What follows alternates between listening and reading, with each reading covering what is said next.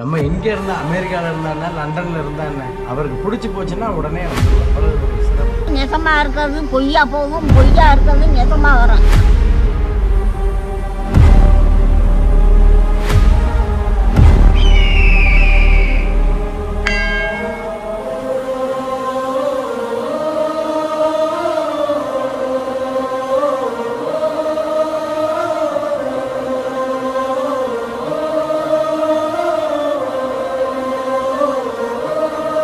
பாண்டியர்கள் சோழர்கள் கீழே இருந்திருக்காங்க. அப்பம்போது இந்த கோயில் கட்டப்பட்டதா சொல்றாங்க.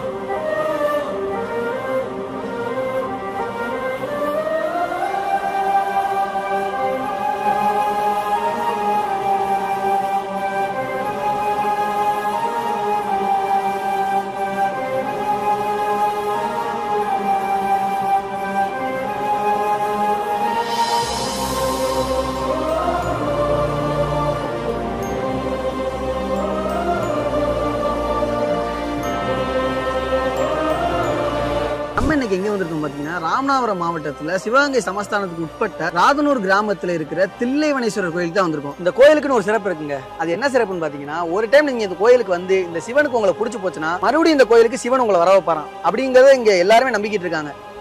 கோயிலுக்குள்ள போவோம். கோயிலுக்குள்ள போறதுக்கு முன்னாடி ராம்நாத் டாக்கீஸ் சேனலை சப்ஸ்கிரைப் பண்ணிக்கோங்க, மறக்காம பெல் ஐகானை கிளிக் பண்ணுங்க. அப்பதான் நாங்க போற வீடியோ உங்களுக்கு வரும்.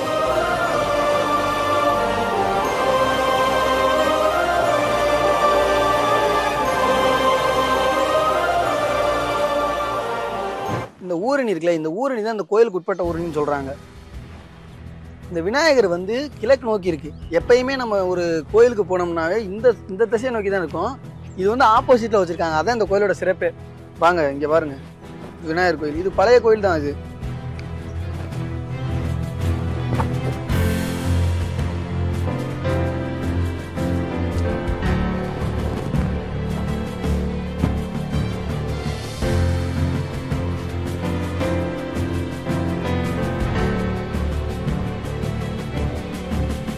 இந்த கோயிலுக்குள்ள போறதுக்கு முன்னாடி அந்த ஊரணியில தான் கை கால் மூஞ்சிலாம் கழுவிட்டு குளிச்சுட்டு இந்த விநாயகரை தரிசிச்சுட்டு அப்படியே இந்த தில்லை மணேஸ்வரர் கோயிலுக்கு உள்ள போவோம்.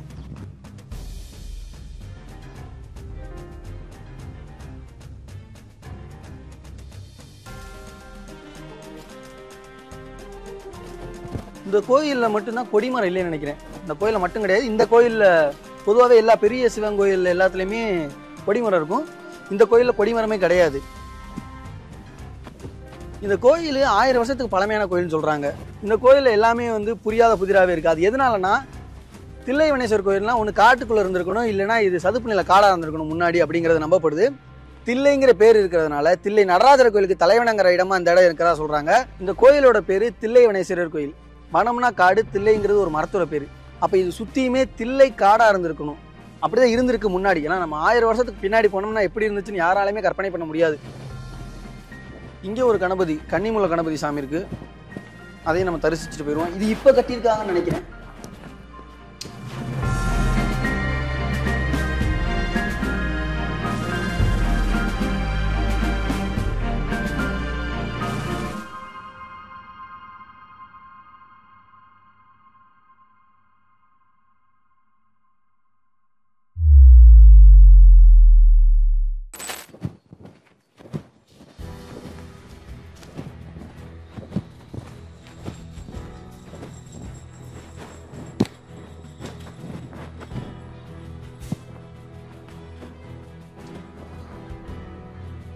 இதுவும் இப்ப கட்டின மாதிரி ஒரு வடிவமைப்புல தான் இருக்கு. புது கோயிலா தான் இருக்கு. இதெல்லாம் இப்ப கட்டினது.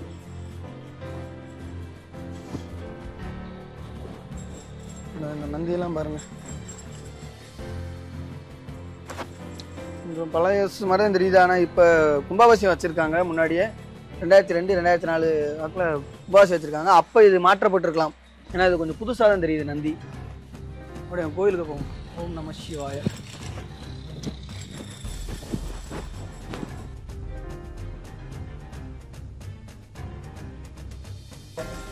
இங்கே சவுந்தரநாயகி அம்மன் இருக்காங்க.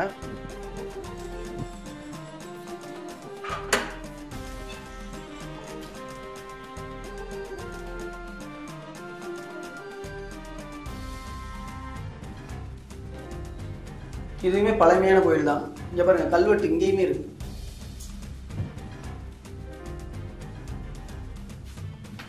பாருங்க கல்வெட்டுகள்லாம் நிறையவே இருக்குது இந்த கோயிலில். இந்த கல்வெட்டில் என்ன பொறிக்கப்பட்டிருக்குங்கிறது யாருக்குமே தெரியல. ஆராய்ச்சி பண்ணிக்கிட்டு இருக்காங்கிற மாதிரி சொன்னாங்க.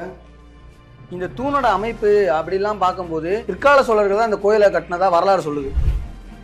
இந்த கோயிலுக்குள்ளே வந்த உடனே இங்கே பாருங்கள் கல்வெட்டுகள் எல்லாமே நிறைய இருக்குது இந்த கோயிலில். ஆனால் இந்த கல்வெட்டுகளில் என்ன பொறிக்கப்பட்டிருக்கிறதுங்கிறத வந்து இன்னும் ஆராய்ச்சி பண்ணிக்கிட்டு இருக்கதான்னு சொல்கிறாங்க. இதோட என்னங்கிறத இன்னுமே வெளிப்படையாக யாருக்குமே தெரியலை. நிறைய கல்வெட்டுகள் இருக்குது. எவ்வளோ கல்வெட்டுகள் இருக்குது எல்லாமே அழிஞ்சிக்கிட்டு வருது. காலநிலை ஏன்னா 1000 வருஷம் ஆச்சு. காற்றடிக்கும், மழை அடிக்கும், அது கொஞ்சம் கொஞ்சமாக எல்லாமே சதலமடைஞ்சிக்கிட்டு இருக்கு. இந்த கோயிலோட மேல்தளத்தை பார்க்கும்போது எனக்கு இன்னொரு கோயில் ஞாபகம் வருதுங்க. இதுக்கு முன்னாடி மேலக்கிடாரத்தில் திருவநந்தீஸ்வர முடையார் கோயிலை பார்த்துருப்போம். பார்க்காதவங்க மேலே கொடுக்குற போய் பாருங்கள். அந்த ஒரு அமைப்பில் இந்த கோயில் கட்டப்பட்டிருக்கு. இங்கே பாருங்கள் நம்ம யாரை பார்க்க வந்தோமோ அதை பாருங்கள். நல்லா இருக்கு.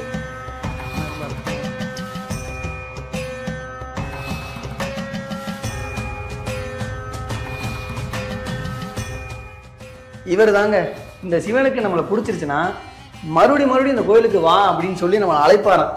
அப்படிப்பட்ட சிவனை தான் நம்ம பார்த்துக்கிட்டு இருக்கோம். இப்போ அணிஞ்சய விநாயகர் பக்கத்துலேயே ஒரு லிங்கம் ஒன்று இருக்குது. பக்கத்துலேயே ஒரு லிங்கம் ஒன்று இருக்குது. அதாவது நம்ம எந்த ஒரு இதை நினச்சி வந்தோம்னாலும் வந்து பார்த்தோம்னு வச்சுக்கோங்களேன், அவரை மறுபடியும் பார்க்கறதுக்கான ஒரு பாக்கியத்தை அவர் கொடுப்பார். உடனே வந்து பார்க்கணும். இப்போ நம்ம எங்கே இருந்தால் அமெரிக்காவில் இருந்தா லண்டனில் இருந்தா என்ன, அவருக்கு பிடிச்சி போச்சுன்னா உடனே வந்துடுவா சன்னதிக்கு. அவ்வளவு ஒரு சிறப்பு. தில்லை வனேஸ்வரர், அதாவது தில்லைனா தில்லைம்பல நடராஜர் மாதிரி சிவபெருமான். வனம்னா காடு. இந்த அதாவது காட்டில் இருக்கக்கூடிய ஈஸ்வரர், அதான் தில்லை வனேஸ்வரர். ரொம்ப ஒரு அற்புதமாக சக்தி வாய்ந்தவர். இங்கே பார்த்தீங்கன்னா ஒரு திண்ணை மாதிரி போட்டிருக்காங்க. இது எதுக்காக வச்சுருந்துருக்காங்கன்னா அந்த காலத்தில் ஏதாவது பொருட்கள்லாம் வச்சு சேமிக்கிறதுக்காக தான் இது வச்சுருக்காங்க. இது மூடுற மாதிரி தான் முன்னாடி இருந்திருக்கு. அது இப்போலாம் எல்லாமே எடுத்துட்டாங்க. ஏதாவது சாமி சிலைகள்லாம் இங்கே தான் இருந்திருக்கு, நிறையா சுவாமி சிலைகள். இப்போ அது இல்லை. 1000 வருஷம் ஆச்சு. அந்த சாமியில் எங்கே போச்சுன்னே தெரியலைங்கிற மாதிரி சொல்கிறாங்க. நாங்கள் அப்படி வெளியே என்னென்னலாம் இருக்குன்னு பார்ப்போம்.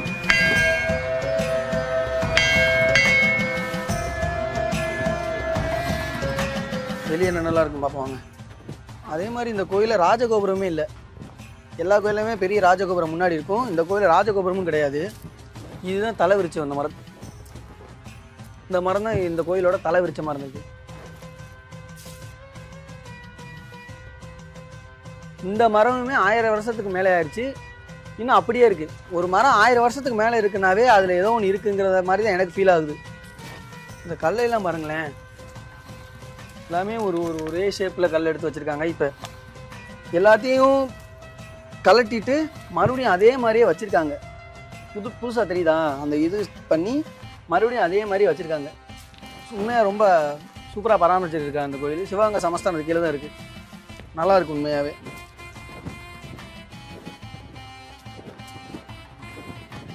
இது பைரவர், காலபைரவர். இவர் தான் காலபைரவர். இந்த காலபைரவருக்கு தேய்பிரை அன்னைக்கு சிறப்பு பூஜை நடந்துகிட்டு இருக்கு. இவர் ரெகுலராகவே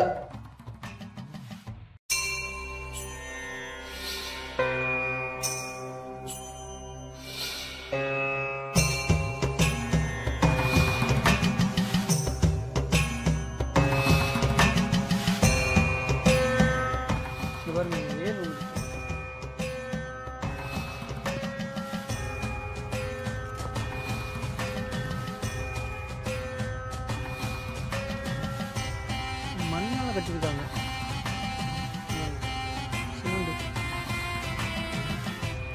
உள்ள கம்பி இருக்கு, மேலே கட்டியிருக்காங்க.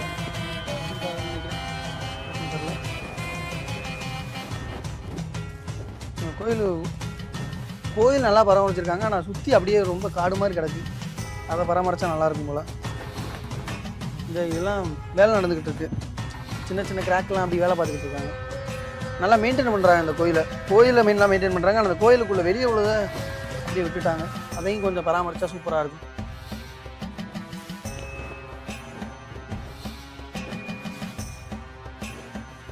இந்த கல்லை பாருங்கள், ரொம்ப வித்தியாசமாக இருக்குது.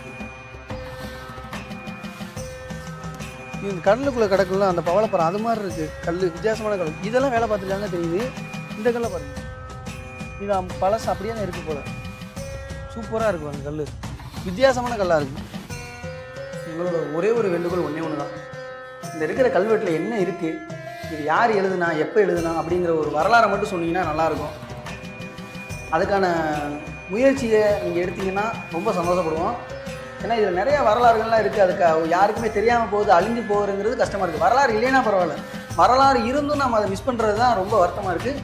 ஸோ நீங்கள் கண்டிப்பாக பார்த்தீங்கன்னா இதுக்கான விளக்கத்தை, இதில் என்ன எழுதியிருக்கு, இதோட விளக்கம் என்ன அப்படிங்கிறத தெரியப்படுத்துங்க மக்களுக்கு. எதுலையாவது ஒரு மூலியமாக இதை தெரியப்படுத்தினா சந்தோஷமாக இருக்கும். இங்கே பாருங்கள், இங்கேயும் கல்வெட்டுலாம் இருக்குது. கல்வெட்டு அந்த கோயிலில் நிறையவே இருக்குது. ஆனால் யாருமே இப்போ அந்த கல்வெட்டில் என்ன இருக்குங்கிறத சொல்லவே முடியலை.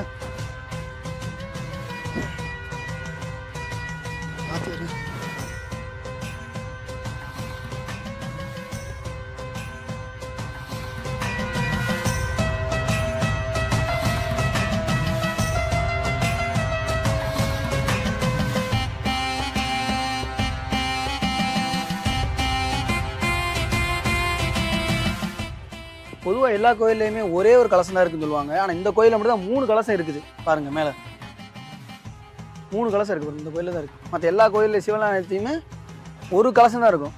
இந்த கோயிலில் மட்டும் தான் 3 கலசம் இருக்குது. இந்த கோயில் சைவ சமயத்துக்கு முக்கியத்துவமான கோயிலாக இருந்திருக்கலாம். அது மட்டும் இல்லாமல் தேவார பாடல்களை மென்ஷன் பண்ண கோயிலாகவும் இருந்திருக்கலாம். நான் எதனால இருந்திருக்கலாம்னு சொல்றேன்னா, ராதனுங்கிற ஊர் ராமநாதபுரம் மாவட்டத்தில் மட்டும் கிடையாது, தஞ்சாவூர்லையும் ராதனூருங்கிற ஊர் இருந்திருக்கு. இந்த கோயிலை மென்ஷன் பண்ணி பாடினாங்களா இல்ல அந்த கோயிலை மென்ஷன் பண்ணி பாடினாங்கன்னு தெரியவே இல்லை. அது ஒரு புதிராவே இருக்கு. இப்போ வரை அது யாருமே கண்டுபிடிக்க முடியல. இந்த கோயில் யாரால கட்டப்பட்டதுன்னு பார்த்தீங்கன்னா, 1000 வருஷத்துக்கு முன்னாடி பாண்டியர்கள் சோழர்கள் கீழே இருந்திருக்காங்க. அப்பம்போது இந்த கோயில் கட்டப்பட்டதா சொல்றாங்க. இந்த கோயிலுக்கு பெருசா ஸ்தல வரலாறுலாம் எதுவுமே இல்லை. இந்த கோயிலில் உள்ள எல்லாத்தையுமே சொல்லிட்டேன், எல்லாத்தையும் காமிச்சாச்சு. அடுத்த வீடியோவில் இதே மாதிரி கோயிலை நம்ம சந்திப்போம்.